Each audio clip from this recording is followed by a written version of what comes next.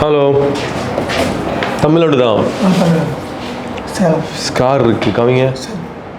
ஓ, பயங்கர பெரிய ஸ்கார் இருக்குது. இப்போ உங்களுக்கு இந்த மட்டும் தானே? சரி, அது மட்டும் பண்ணிக்கலாம். எப்போ பண்ணணும்? இன்னைக்கா? சரி, பண்ணிடலாம். Depressed scar on the forehead. And you know, when I touch this scar, it's indurated, it's deep, it's clearly indicative that the primary work that he's had done was not satisfactory. So this gives me an idea that we can improve the scar very, very well. We can give him good improvement.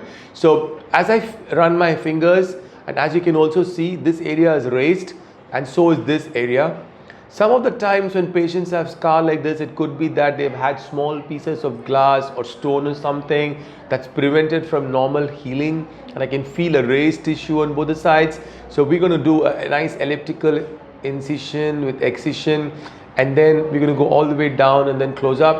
So he's going to get a pretty good result on that.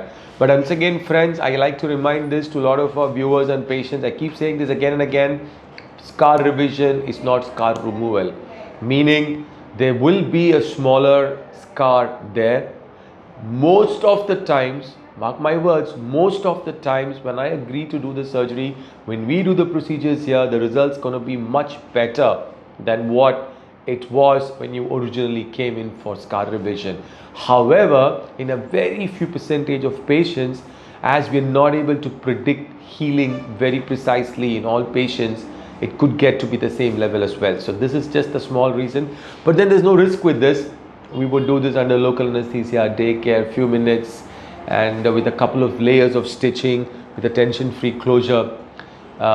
Most of the times we get good results and patients are satisfied. Right, இவங்களுக்கு blood test லாம் பண்ணி அனுப்புங்க.